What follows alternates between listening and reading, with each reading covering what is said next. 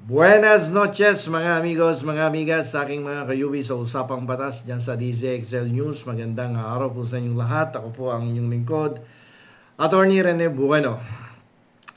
Ngayon po ay ating pong masusing suriin yung ICC hearing, yung pong kaso laban kay dating Presidente Rodrigo Roa Duterte na kanina ay inumpisahan na, no? Ito po ay naganap kanina, Lunes, February 23, 2026. Ito po ay isang makasaysayang confirmation of charges hearing na ginaganap dyan sa International Criminal Court sa The Hague, the Netherlands. Ito ay isang kritikal na yugto sa prosesong judicial kung saan sinusuri ng mga pre-trial judges kung sapat ba ang ebidensya upang ituloy ang kaso laban kay dating Pangulong Rodrigo Roa Duterte para sa di umano'y crimes against humanity na nag-uugat sa kanyang kontrobersyal na kampanya laban sa droga. Although ito po ay akin nang nabanggit at naikwento kanina sa aking programang Usapang Batas. Yan po ay programa sa DZXL News mula Lunes hanggang Biyernes, alas 8 hanggang alas 9 ng gabi. Pwede nyo po akong samahan dyan at yan po ay simultaneously broadcast sa Facebook, sa YouTube at sa TikTok, DZXL News. At subaybayan nyo po ako dyan at samahan nyo ako dyan gabi-gabi, Lunes hanggang Biyernes. Okay? So, sa gitna po ng tensyon at paghihintay, narinig po natin yung matapang na pagtatanggol mula sa panig ng depensa kanina. At upang mas maintindihan po natin to, himayin natin ang nitty-gritty ng opening statement ni Attorney Nicholas Kaufman.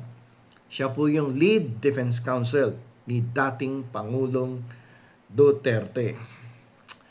So, tingnan natin kung paano niya ipagtatanggol si dating Pangulong Duterte. At dito gagawin natin ang isang detalyadong pagsusuri, no?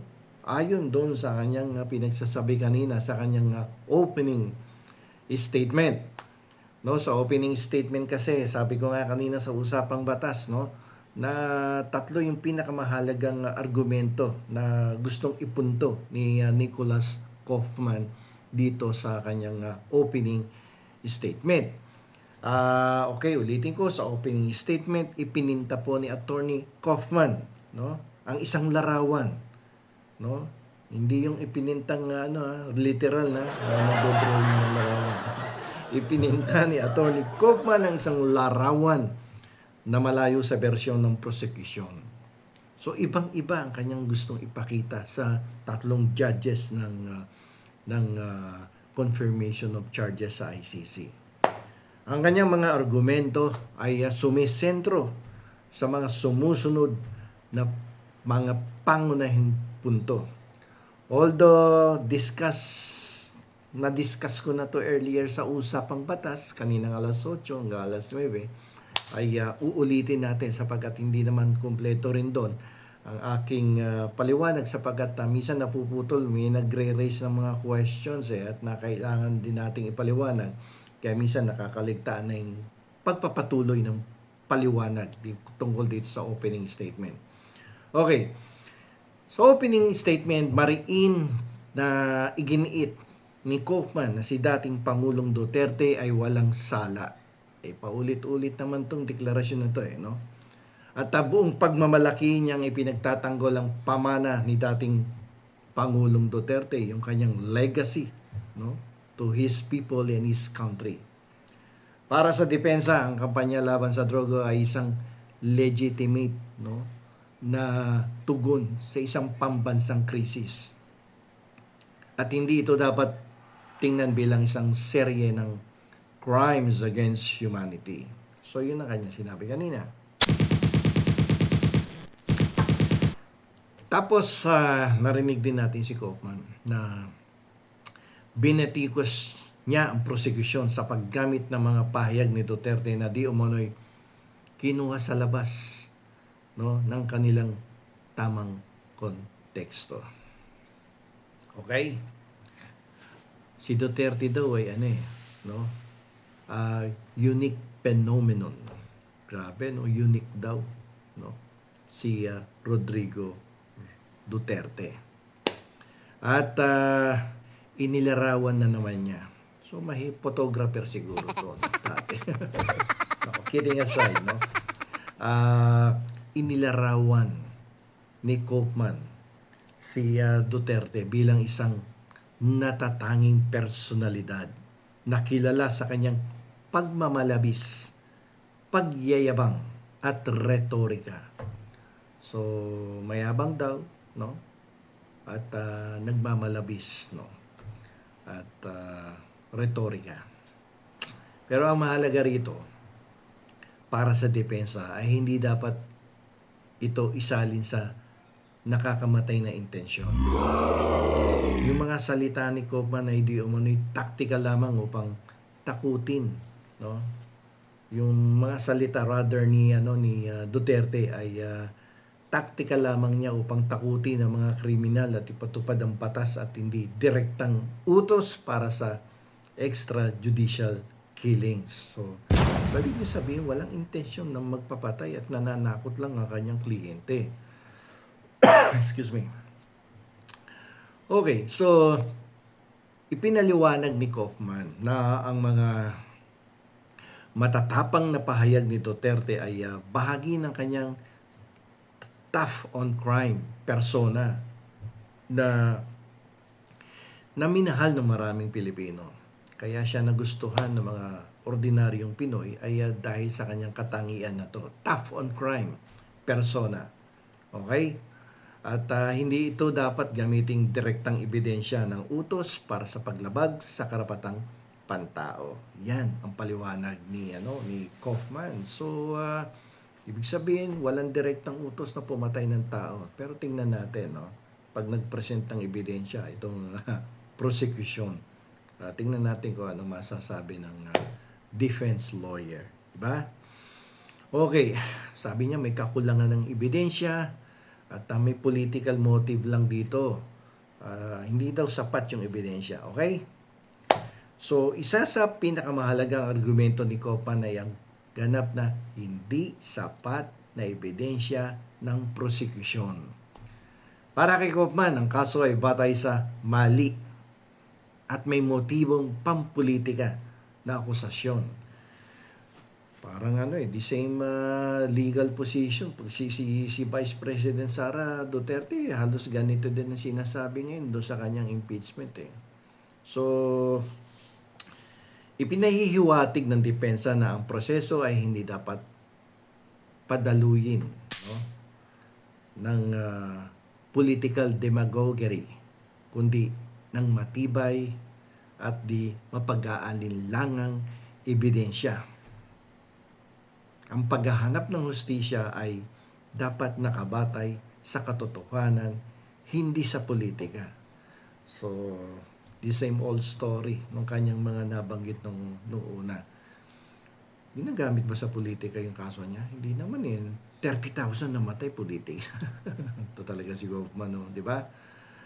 Ngayon, tingnan natin yung implikasyon ng nung mga may recorded conversation daw Di ba? So, nagbigay si Kaufman ng pahiwatig na ang kasalukuyang administrasyon ni Ferdinand Marcos Jr. ay maaaring may papel, no, sa pagtulak ng kaso. So, pinag-iinalaan niya si Bongbong na siyang may pakana ng lahat ng ito. Kaya, nag-proceed dito Okay?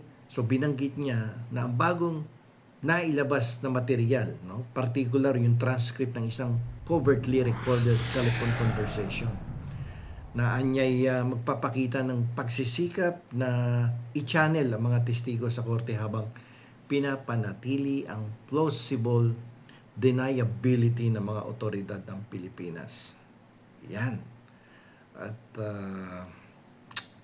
ang punktong ito ay actually naglalayong magtanim ng pagdududa sa integridad ng proseso at sa mga motibo sa likod ng paghaharap ng kaso. Siyempre, in any criminal case naman or any other case, no, siyempre ang tirada palagi ng defense lawyer is to attack the integrity, no, of the process tsaka yung motibo, no, sa likod ng pagsasampa ng kaso. Titiraming credibility of the witnesses and and the process in this case. Yun ang binabanatan ni Kaufman ngayon para mag-create ng doubt, no, sa parte ng mga judges na nagdidinig sa kaso. So, natural yun. Ganun talaga ang style minsan ng mga abogado. Okay? So, ang lumalabas dito, ang pakiusap nila sa korte, no, ay medyo may pagka-emotional, no, na inihimok dito ni Kaufman ang korte na isaalang-alang ang papel at pagkatao ni Duterte sa mga Pilipino. Anya, hinihiling namin na ibalik nyo si Rodrigo Roa Duterte sa kanyang pamilya at hinihiling din nila na ibalik si Duterte sa Pilipinas, no? Yung kanilang Tatay Digong, no? Ibalik si Tatay Digong sa mga Pilipino. At medyo emotional dito si Kaufman. So, isa tong uri ng estratehiya upang humanap ng simpatiya at ipaalala ang positibong imahe ni Duterte sa kanyang mga taga-suporta. So, sana naman wag magpapadala yung mga judges dito sa mga ganitong klaseng estratehiyang legal ng kanyang defense lawyer ni Duterte. Okay, so ipinapakita nito na ang malalim na ugnayan ni Duterte sa kanyang mga taga-suporta na nakikita siya bilang isang ama at tagapagtanggol ng naapi. Yun ang gustong i-project na imahe dito ni Kaufman. Ngayon, sabi niya yung ebidensya ay masyadong limited, no? At hindi masyadong nagpapakita ng intent na mag-utos na pumatay. Sabi niya, walang utos na pumatay ang dating Pangulong si Rodrigo Roa Duterte. So, kanina binigyan din ni Kaufman na ang prosekusyon ay labis na umaasa sa limitadong pampublikong talumpati ni Duterte upang patunayan na ang intensyon na pumatay. Para sa kanya, hindi ito patas dahil hindi ito isinasaalang-alang ang iba pang pahayag ni Duterte na nagbibigay diin sa legal na pagtatanggol sa sarili at sa pagbabala laban sa pang-aabuso ng mga pulis. So, parang wala akong nakikitang pinagkaiba dun sa mga previous na sinabi ni Kaufman. Parang inulit lang dito sa kanyang opening statement. Yung retorika ni Duterte ayon sa depensa ay nakatuon sa pagpigil, no, sa kriminalidad at pagpapanatili ng kaayusan at hindi sa pag-uutos ng illegal na pagpatay, no? Yun yung layunin ng retorika ni Duterte, no, para daw pigilin yung paglaganap ng kriminalidad, no, at mapanatili ang kaayusan sa bansang Pilipinas. Yun ang kanyang posisyon, no? Alam niyo po yung paglilitis na ito sa ICC ay hindi lamang po tungkol sa isang individual. Hindi lang ito tungkol kay Duterte. Ito po ay tungkol sa ating kolektibong paghahanap ng hustisya. Hustisya para sa ating mga kababayan na naging biktima ng war on drugs. Ang kahulugan ng pananagutan at ang kakayahan ng isang bansa na harapin ang sarili nitong kasaysayan. Ang desisyon po ng mga hukom sa loob ng 60 araw ay magiging isang mahalagang kabanata ng ating kasaysayan. Hindi lamang, no, sa kasaysayan ng ating bansa, kundi maging sa pandaigdigang batas. Ano man ang maging resulta, ito ay magsisilbing paalala na ang kapangyarihan ay may kaakibat na responsibilidad at ang boses ng hustisya gaano man kahina, ay patuloy na mananawagan. Attorney Bueno, law and beyond. Learn the law, know your